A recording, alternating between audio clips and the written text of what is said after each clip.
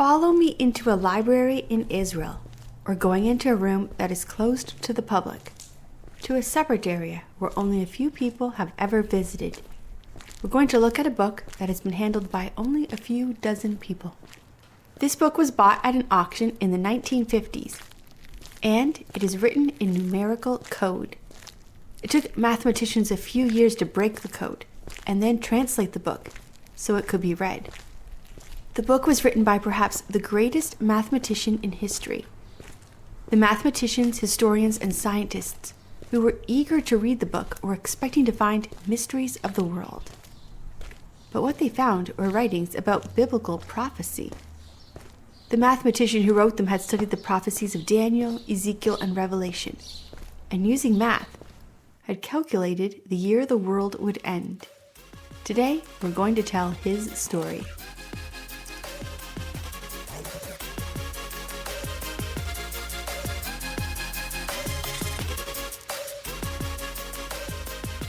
Last week we told the story of Galileo. The year Galileo died is the year our mathematician and scientist was born. Although today his name is said with reverence, awe, and respect, this is not how he was seen growing up. Hannah and Isaac were a young married couple waiting for the birth of their first child. In October, Isaac tragically died, leaving young Hannah a pregnant widow. To make things even more tragic, Hannah went into labor early on Christmas Day, the 25th of December, 1642. She gave birth to a very small, very sick baby. It was assumed by everyone the baby would not survive, and she named him Isaac after his father. She then waited for him to die, but the little baby fought for his life, and with each passing day, hope grew that the baby would live. He did live, which was rare for premature babies born in 1642. But he was small and sickly. Hannah wondered what her life would be like, a single mom with a sick baby, a little boy that would probably never be of any use. After a few years, a young pastor named Reverend Barnabas Smith asked Hannah to be his wife. One thing, he didn't want to raise another man's son, especially not one that was sickly and weak. So Hannah took little Isaac and left him to be raised by her mother, Marjorie. Isaac was only 3 years old, but for his entire life, the memory of his mother and his stepfather leaving him would haunt him. He would never feel good enough and would never open his heart to love.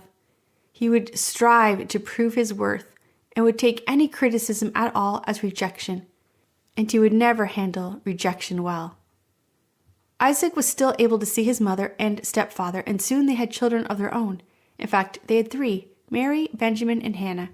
But it was always made clear to little Isaac that he was not part of the family. As a small child, Isaac was constantly taking things apart and wanting to know how and why things worked. He loved to read and study. But he was told his life would be working on the family farm. Being a child who was weak and sick often, he was simply not good at farm work. He began to hate his mother and stepfather with a passion, and at one time threatened to burn down their home with all of them in it and kill all of them. At the age of 12, he was sent to school, the King's College. He learned Greek and Latin and was exceptionally smart. He was not, however, able to connect with the other children. He was smaller than them and not athletic, and smarter than even the teachers at the college. He never seemed to have the ability to connect with other people. Some people have looked back at his life and believe that he may have had autism. It would make sense as he was able to see numbers and patterns everywhere he went, but was unable to connect with other people. Others say it was the pain and rejection he felt in the first years of his life that caused trauma. Either way, he was bullied at school, especially by one particular student. During these early years, England experienced a civil war, a royal beheading, and a new king on the throne. There were clashes between the Puritans and the church, and many Puritans had fled the country, moving to Dutch areas. So in general, it was a hard time to grow up, and adding in the family structure, the predetermined destiny to run a farm, the failure at everything involving farming, you can understand that as Isaac entered the teenage years, he had many emotional problems. Then his stepfather died. His mother then made him drop out of school and move in with her. He was, after all, her oldest son, and with her husband dead now, he would have to run the family farm. Isaac absolutely hated everything about farming and didn't want to leave the school. Back at the farm, he felt the shame of failing. And with every criticism, he felt rejection again by his mother. A man named Henry Stokes was the headmaster at King's College. He knew that Isaac was exceptionally smart and gifted, and he knew that working on a farm was not what he was meant to do. Henry visited Hannah and persuaded her to allow Isaac to return to school.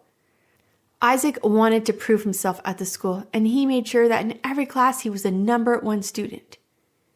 He became pretty popular for creating a sundial for the school and a windmill. By the time he was 17 and finishing school, he was a well-respected student. Although he was well-respected, he still didn't ever find a way to connect with the other students. Isaac was accepted to college in Cambridge, but his family, although able to pay, refused to help him with tuition. They still saw him as a disappointment and failure. They still saw him as a person who didn't succeed at farming and helping to care for the family after his stepfather died. But Isaac was determined to go to Cambridge, so he got a job working as a valet, which is basically a servant. During this time, England was experiencing a better time. The Civil War was over and there was a new king on the throne. Things were peaceful, and the young men from the school would spend their weekends and evenings drinking and finding women who were loose.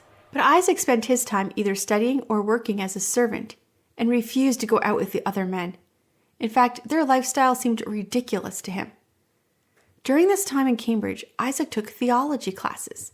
Although both his uncle and stepfather were clergy, it wasn't until this time in college that Isaac began to really study the Bible. And he fell in love with the Bible, and especially prophecy. He saw the Bible as a book that held the history of the world, what was, what is, and what is to come. He also believed that God had put numerical codes into the Bible to help predict specific world events. However, he kept this belief to himself. Inquisitions were still a thing, and he didn't want to end up being burned at the stake. In 1664, Isaac was given a scholarship to the school and guaranteed 4 years of schooling, and he no longer had to work as a servant. He met a friend who didn't like to drink with the other students, and they became roommates. That friend would be his lifelong friend and helped him navigate social situations, and really became his personal secretary. By this time, Galileo's theories about the universe were all accepted as fact, and Isaac was actually taught his theories. Everyone believed the world was round, and everyone believed the earth rotated around the sun. They also believed that the moon was rotating around the planet. But no one could understand what was keeping the moon in the earth's orbit, or really how the universe was working. They were taught, God does it, and that was all you need to know. For Isaac, this answer was not good enough. It was not that he didn't believe in God, he did.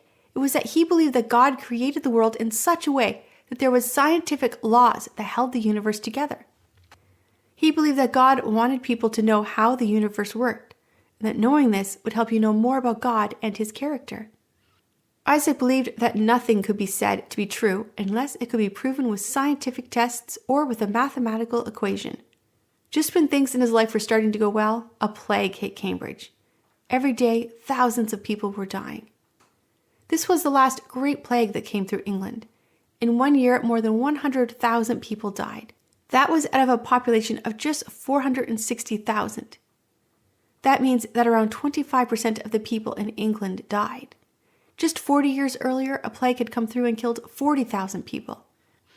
So for the people of England, this was a very huge shock to have another terrible plague like this again. The school shut down, and Isaac was forced to return home to the farm. The farm was a safer place for him. The plague mostly stayed in the large cities, and those who were able to leave the city for the countryside did so.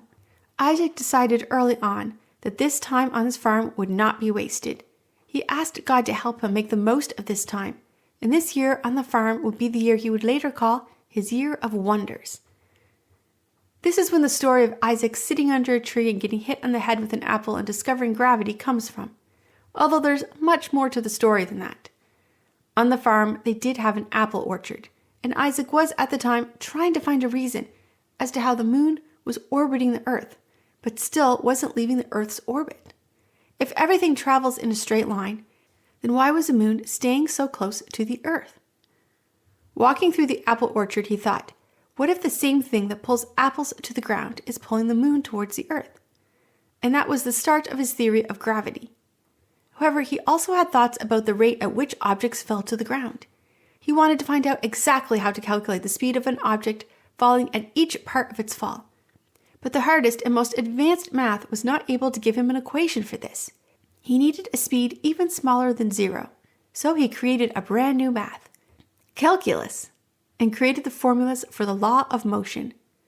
He also used a novelty toy called a prism to prove that light is not actually white, that what we are seeing is a mix of all the colors, and that it is when the light goes through a prism and the rainbow appears that we are seeing what light truly looks like. By the time Isaac was able to return to school the next year, he had written 3 papers that changed the world forever. A paper on optics, calculus, and other scientific phenomena. While Isaac was at the farm, a huge fire hit London. 87 churches and more than 13,000 homes were burned to the ground. A king's baker accidentally started a fire, and because there was a windstorm, the fire spread through London very quickly. To make things even worse, storehouses where cannons were being held caught fire and exploded. By the time Isaac returned to Cambridge, it seemed the world had changed significantly, with 25% of the population gone and 13,000 homes burned to the ground. Perhaps it was this that inspired him to want to break the code he believed was in the Bible. Remember, in his life there were wars, famines, plagues, great fires, and apostasy, all things predicted in the book of Revelation. The project of Isaac's was kept secret. He never told anyone. He created a mathematical code he believed could not be broken, and wrote his thoughts on this topic in that code. Based on the numbers and codes he found in the Bible, he placed the end of the world around 2060. So we're getting closer. After finishing school, Isaac was made a Fellow of the Trinity. This was only supposed to go to people who were ordained priests, but an exception was made for him. He was knighted by Queen Anne and became Sir Isaac Newton. He could have, once being part of the fellowship, simply lectured and made a lot of money. But he wanted to know more, prove more, and discover more. In his life, he wrote many books, created more mathematical equations, and by the time he died, his life work had changed the way we see the world. He is known in history as the father of science. He read a book that had a theory that mercury could be turned into gold, and he wanted to find a way to make this work. He believed that something called the Philosopher's Stone could be discovered. This became an obsession for him, one that left him feeling like a failure. He began to work heavily with mercury. Today we know that mercury destroys the brain, but that was not known at his time.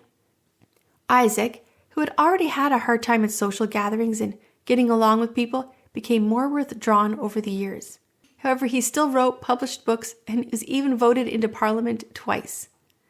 However, when his mother passed away, he fell into a great depression. He never really recovered from the rejection he felt by his family. Even with all the praise and respect he got from the scientific and math community, he still saw himself as a rejected little boy. His depression became so severe that he was unable to work. He invested his money in a shipping company that went bankrupt, and he lost what would be today $4 million. This didn't help his depression. After over a year, it was his lifelong friend that helped him get back into science again. But after this time, he began to focus more on the Bible. He wrote tracts for people and spent a lot of time reading the Bible. His niece contracted smallpox, and he had her come and stay with him so he could care for her. During this time, a man named Voltaire was speaking and gaining an audience.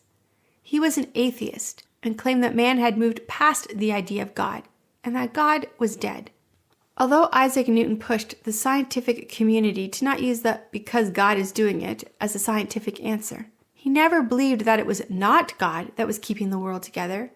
He believed that it was God that created the universe, and that the laws of science were part of that creation, and that it was our duty as followers of Jesus to study and know these laws that God created.